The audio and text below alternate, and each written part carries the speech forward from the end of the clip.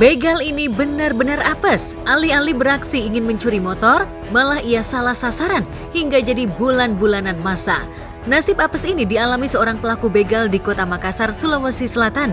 Aksi begalnya gagal setelah korban yang disasar ternyata anggota Polri.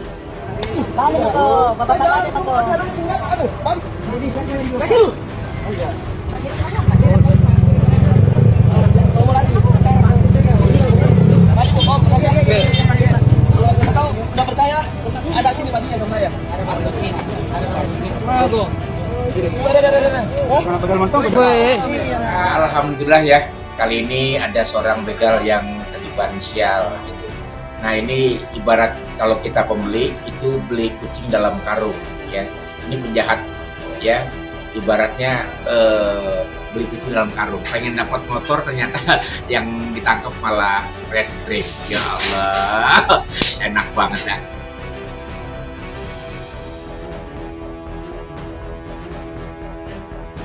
Pria Malang itu pun nyaris diamuk massa setelah aksinya digagalkan oleh warga setempat dan korban.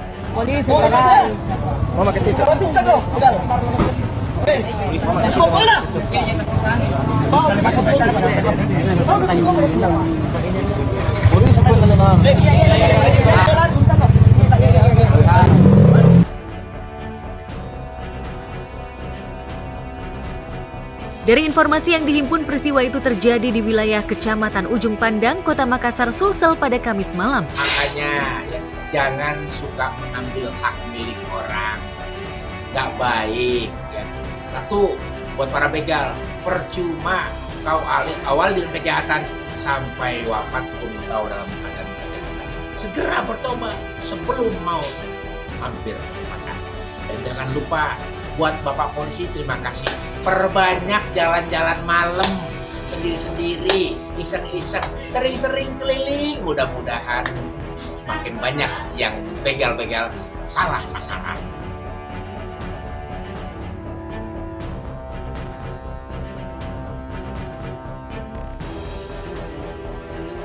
Sementara di Jakarta, Polsek Setiabudi telah merilis hasil penangkapan pelaku penggelapan mobil milik presenter Karen Delano. Polisi mengungkap jika supir Karen merupakan bagian dari komplotan spesialis penggelapan mobil. Di mana mereka berperan sebagai yang membeli ataupun juga menadah mobil expander dengan nopol B1625 DFF milik saudara Karen Delano. Bisa dilihat di samping mobilnya. Yang diamankan satu unit mobil Mitsubishi Expander warna hitam tahun 2021 dengan nopol B1625 DFF atas nama atau kepemilikan saudara Karen Delano. Bagaimanapun juga, apapun yang terjadi dalam hidup saya ini juga ya ini bagian ujian dalam hidup saya lah. Jadi memang pengalaman ini ya itu dia, selain saya belajar, mudah-mudahan semua juga yang mengenal dan tahu betul berita ini juga jadi pembelajaran yang baik, jadi inspirasi yang baik. Kalau kita tuh ternyata nggak bisa cuma percaya saja gitu, tapi data-data, informasi diri dari karyawan-karyawan tuh memang betul-betul harus lengkap. Ya selanjutnya yang saya akan lakukan adalah kalau saya mau hidup dalam trauma, saya nggak bisa juga nanti kerjanya ya. Jadi mungkin nanti surveinya lebih baik lagi, pendataan dirinya lebih bagus lagi. Ya mudah-mudahan dari sini banyak yang nggak berani lah untuk melakukan kejahatan-kejahatan kayak gini gitu. Itu aja sih. Dan yang jadi pelajaran juga, kita nggak bisa terlalu percaya sama muka yang baik banget. Karena ini bapak-bapak, tadinya kita pikir udahlah bapak-bapak. Dan juga sebenarnya dalam KTP-nya saudara seiman lagi sama saya gitu ya. Makanya nggak percaya banget kalau ini terjadi. Sementara ini kita masih melakukan pendalaman ya, artinya terkait dengan peran-peran mereka, terus juga terhadap pelaku-pelaku yang kita amankan, tentunya masih kita lakukan pendalaman. Untuk Karen dong, gimana perasaannya bila bertemu? Gimana Pak? Perasaannya gimana?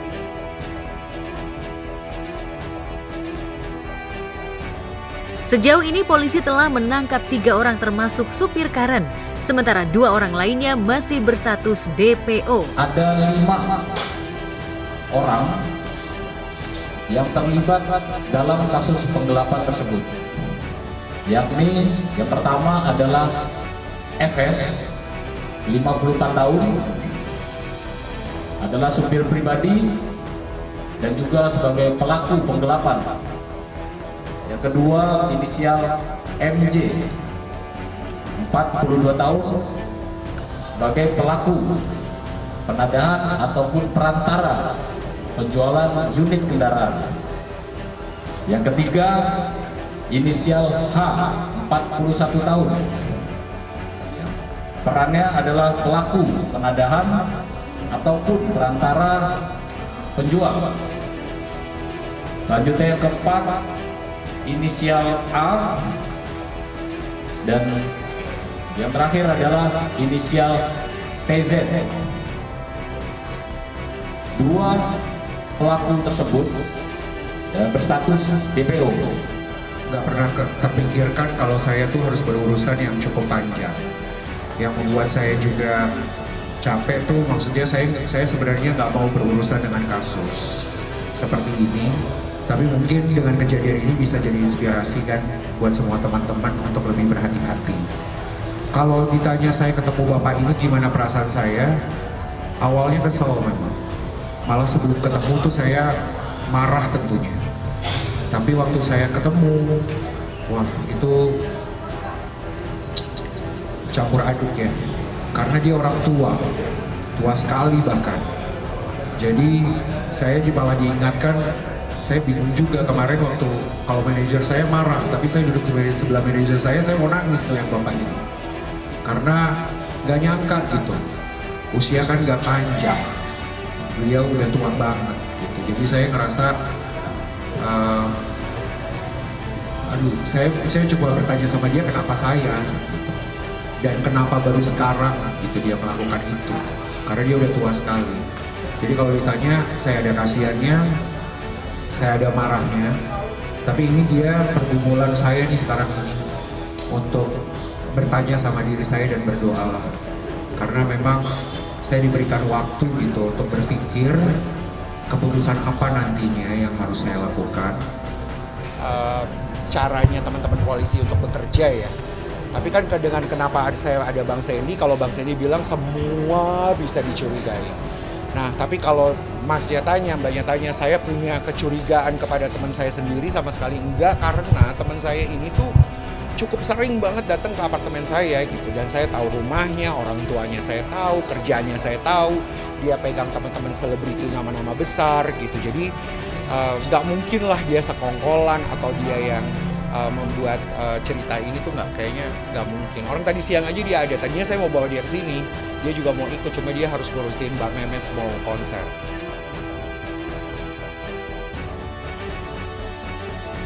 Karen sendiri sudah memaafkan sang sopir, namun ia tetap memasrahkan kasus ini ke polisi. Lantas bagaimana status mobil Karen saat ini? Apakah sudah kembali? Aja dari mobil itu. Mobil ini tuh sebenarnya mobil baru banget. 2 tahun lalu tuh saya beli karena kan saya tuh kerja di stasiun televisi kan dari pagi banget. Nah sekarang kan karena dengan adanya ganjil dan genap, saya hanya butuh mobil operasional banget gitu yang bisa membantu saya pagi hari tuh jangan sampai muternya terlalu jauh gitu. Nah memang dengan punya mobil ini tuh saya memang tidak berpikir, maksudnya saya tidak berpikir mobil-mobil yang gimana banget, karena ini yang penting mobil lah gitu. Dan mobil ini kan bagaimanapun juga kaki saya untuk saya bisa beraktivitas. Nah dan mobil ini kredit 2 tahun dan sebulan lagi, bahkan dari kejadian ini sebulan lagi baru selesai. Nah dengan baru selesai ini tuh ya bersyukurnya masih ada asuransi kemarin, tapi kan sekarang mobilnya sudah ditemukan gitu, jadi ya mungkin proses asuransi nggak usah dilanjutin lah. Tapi Mbak ini sejujur-jujurnya ya, ini kan saya sudah bilang sama Bang Sandy, Bang kasih saya waktu. Ini jujur banget ya, saya juga ngomong sama manajer saya waktu kemarin pulang dari sini, waktu dikasih tahu sudah tertangkap dan waktu supirnya sudah tertangkap. Waktu saya sampai apartemen, saya bilang, gue sedih banget loh tadi. gue tuh nggak tahu kenapa, karena papa saya almarhum kan, sama ibu saya almarhum. Terus terang Mbak, waktu saya temui di dalam, saya ngeliatnya wajah bapak saya loh. Maksudnya yang membuat saya sedih itu adalah, ya ampun, lu tuh udah tua banget gitu. Ini jujur ya. Jadi saya malah kayak suara gede banget di kuping saya dibilang bahwa, Ren, ini waktunya lo untuk memaafkan dia. Karena you're going to the next level. Lo bakalan ada di tempat yang lebih besar lagi. Tapi sebagai manusia kan kita, gimana ya, saya ini berantem otak sama berantem perasaan, Mbak. Jadi manusia kan, marahnya ada, kesalnya ada banget gitu.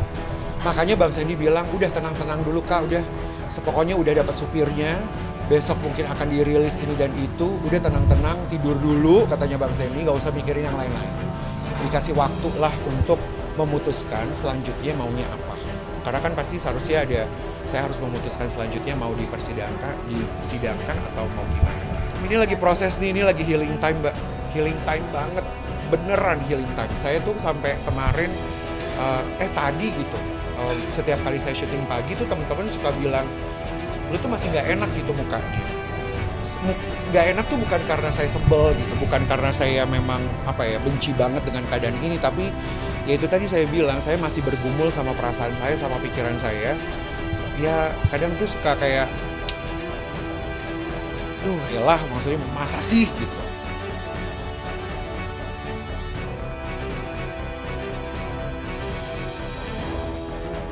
Selain kasus hukum, rupanya penampilan Karen juga sempat jadi sorotan warganet usai memakai filter.